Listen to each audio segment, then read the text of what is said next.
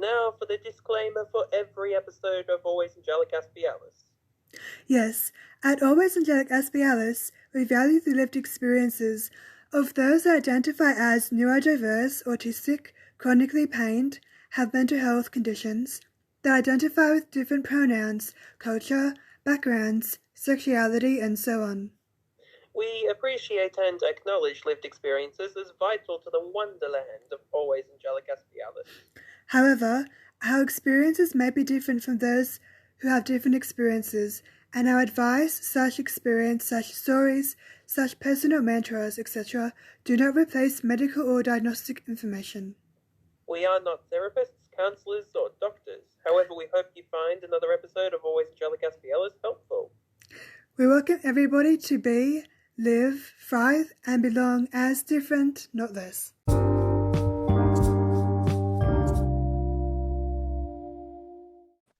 Hey. Welcome back. Yes, it's nice to be back. And it does have a toilet break as well because I really had to pee. And sorry, that's like TMI. Yeah. Also, what's like a famous brand of toilet? I wonder. I don't know. I'm kidding. The sponsor joke I used to do, I guess. Anyway, yeah. I was gonna say, I get this a lot. People ask me where I come from, and I'm just like wondering, George, if you didn't know where I came from, what accent do you think I have, or where do you think I come from? If I didn't know at all, like I would say maybe the UK. You do sound British. Oh, really? Oh my god, I love the compliment because I got such a big thing for like British anything. Yes, and I think it's rather good. I mean, I don't know. It's like I think I myself sound British sometimes. Like, I don't know. Sometimes I sound like the stereotypical Aussie thing, like now, for example. But then sometimes I feel like I'm almost on the BBC or something. I don't know.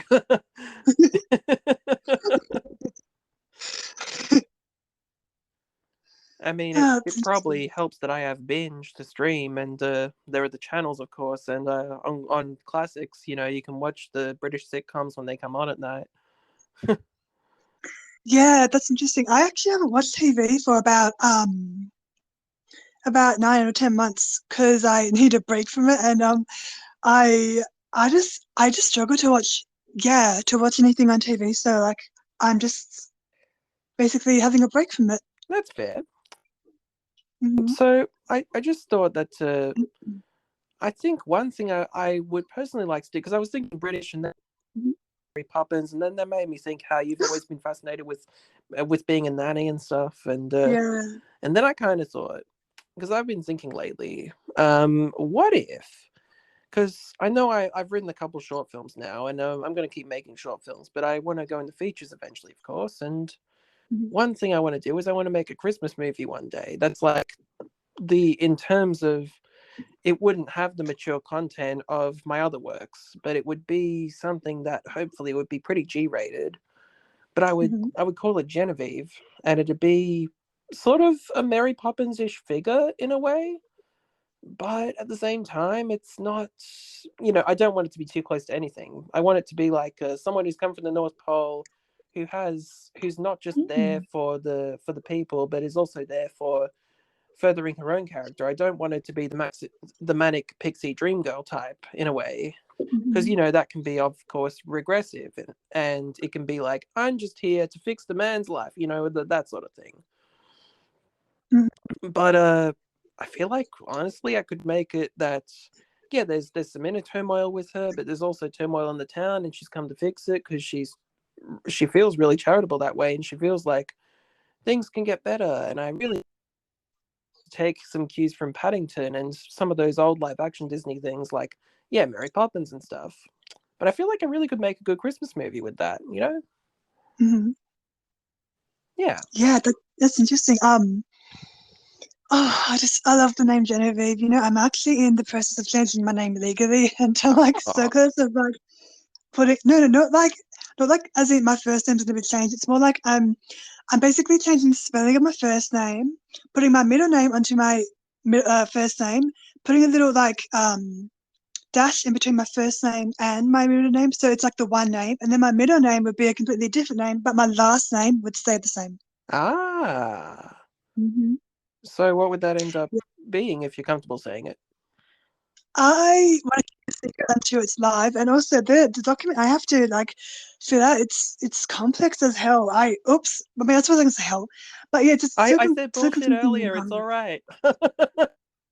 Yeah, it's it's a PDF and it's stupid, and I'm having trouble doing it, and I'm like, it's probably take me months to do properly. It's just anyway. I will actually text you like what I'm like really proposing as my name change, because it's like I want to tell someone because it's a big moment for me. I've wanted to change my name legally since I was like 14, so waited a while. Yeah, I mean, yeah, I always did wonder. Like now that I know it's complex as hell and all that, I kind of wondered about my own thing. Like I almost thought of legally, because I'm not sure if George Andrews would be quite fitting for me at the same time, but I do like the idea of George Andrews. But Oh, then that's the thing, because like the stage name George Dracoulis as a stage name would be too confused with the already existing George Dracoulias, so I have the stage name Spike Green. So that's why that is a thing, you know.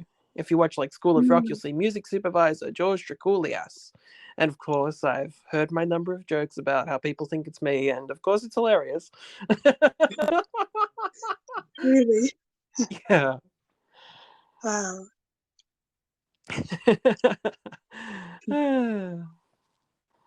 Yeah, it's I definitely think that if I were to change my own name legally, I would say George Andrews would be what I'd change it to probably. But Oh, would that be like? Sorry. but the stage name would still remain the same, I think, because I like the sound of Spike Green. Mm. It's interesting. I was going to ask, if it was going to be George Andrews, would that be like your first name? Would that be the first name and the middle name? It'd be the first name and the last name. Oh, okay. Yeah, I really think it could be something. Yeah, and if I ever get married, I'm not one of those people who believes, oh, someone has to take the other last name or whatever. No, no, I don't believe you have to if you don't want to. I mean, sorry, you don't have to if you don't want to. That's what I meant to say. I got my words mixed up. You know Mm, what I mean? yeah, yeah, exactly. Yeah, if I was married, I'd honestly put like my partner's last name onto like my middle name, so my last name, so to be like my like surname and a little dash, and then like Uh-huh. because I love dashes, and I'll tell you what I mean when I text you about it. But like, I just I've got to think for names and language and words, and it's people I write a lot. Did you know I joined a website called Medium? Oh, Medium. Oh, Mhm. wow, awesome. Yeah. Now I really should consider getting a membership. Oh, um, are you on there as well? I've been on the site before, but I haven't read much on it because, of course, it restricts you after a certain amount of articles and all that. Yeah. I've only got a free account because I only joined like literally like 3 days ago. Right. Yeah. I Because, like, posted like some. yeah. Sorry. Sorry. Now I got to Yeah, I search it posted up.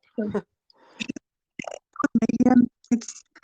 It's really classy. I like it. And I posted a couple of articles that are initially from other websites I've used, like Facebook and LinkedIn, but like one of them was initially like so was originally just for Medium, like just the first look see. And I put it Hmm. up and I got a lot of like content, so a lot of engagement. So I really like it. It's called Looking. So what was it called? It was called Falling Down the Rabbit Hole. That was my article. Well, I don't want to be late for a very important article, do I?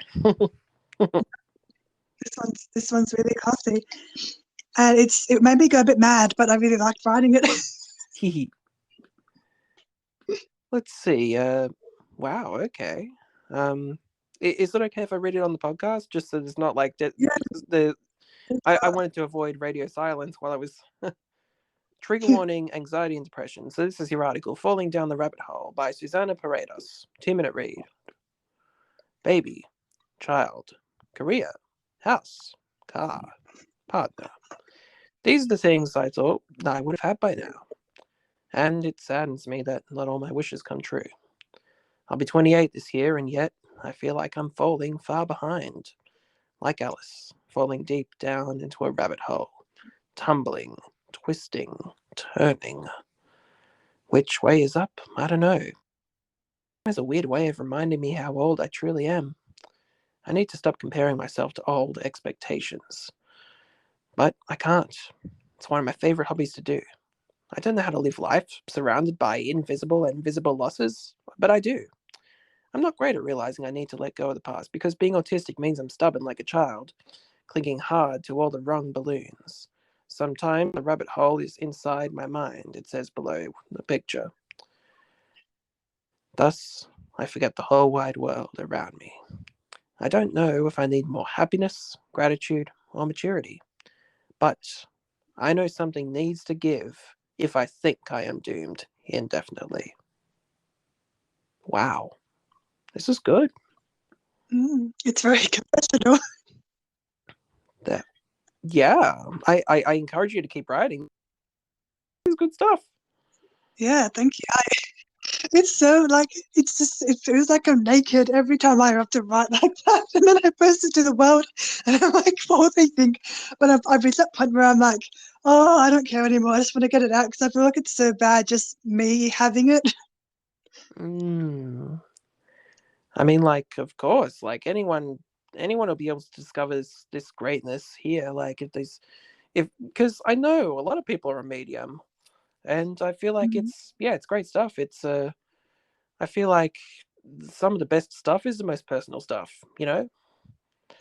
In terms of, I just wrote the Phoenix of Melbourne. I just wrote that to process my own experience with emotional abuse, you know?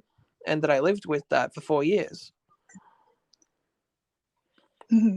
Yeah. So, and that was deeply personal, and I just accidentally knocked over some plastic. Whoops, my mistake.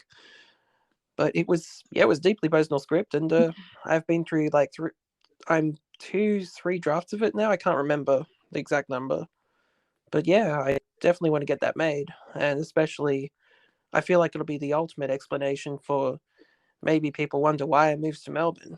Well, that's it, really.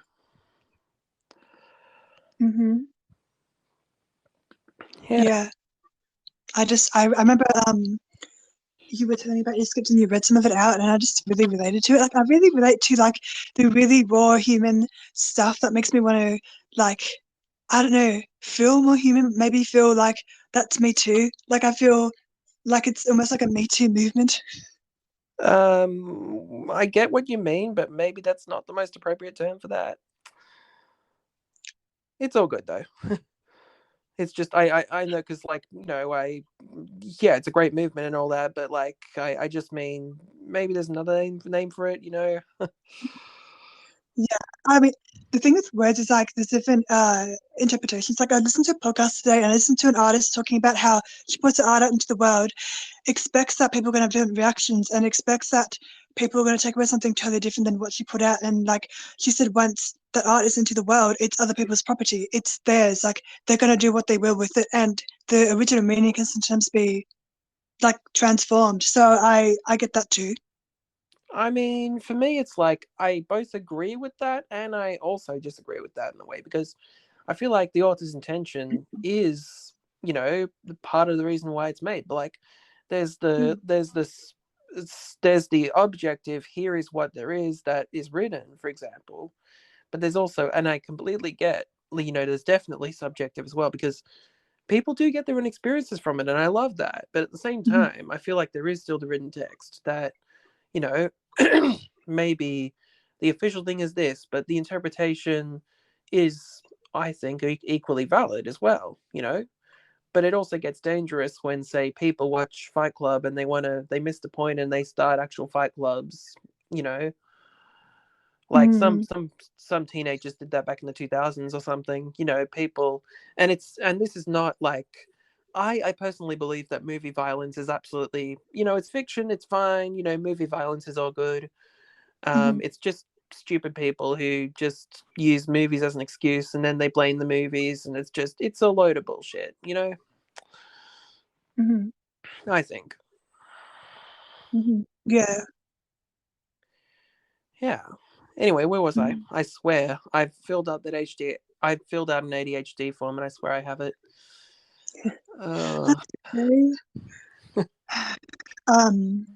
We're talking about a bunch of things. We're talking lastly about the Me Too movement and how we had a bit of a disagreement, which is fine. And then you talked about your little story about fight clubs and something else. Oh yeah. Oh yeah, and I mentioned Genevieve earlier, which makes me think, people anyone who's making a Christmas movie, maybe they're like, okay, I'm thinking about Christmas for half a year, not just in December. I wonder how that would feel. Interesting. Because you have to, of course, do research and bring in notes culturally that you've experienced each Christmas and all that stuff, Yeah, that's true. I've got a question for you.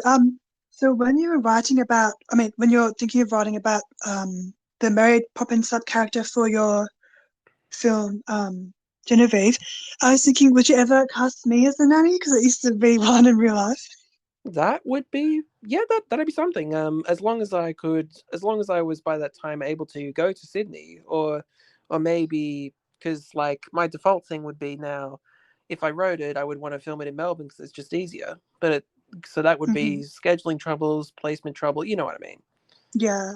I just don't know. Like I would happily, yeah, but yeah, I reckon that could be pretty cool actually. But I'm just not sure because my life, previously I would have been like, I'm in Sydney, of course, and now I'm saying, yeah, I would love to cast you, but at the same time, it's, Melbourne and stuff, I don't want to trouble you. Yeah. That's true. Although actually Melbourne isn't far away from Sydney. Yeah, but even I've been, as a kid, when I used to be on the drives, if we went straight from Sydney to Melbourne, it'd be 10 to 12 hours. So that's each way. Yeah. Well, I've actually found out that like it's literally from Sydney. It's about an hour or an hour and a half to get to Melbourne. By plane. I forgot to add that part. Oh yeah, of course. By plane, I know by plane's different, but I guess I wasn't considering that because I thought, if you did come to Melbourne when it was eventually getting made, of course that's. I think planes would probably still be more expensive than having to get a petrol occasionally, so I was considering the cheapest option. That's true. Yeah. That's okay. Oh, so we do have to wrap up this episode just because I like to keep them under 20 minutes, even when I put in the outro, intro, and all that. But yeah, we can definitely talk more about whatever we want after this episode, if that's okay. Absolutely. I'll call you straight after. Okay, great. See you there.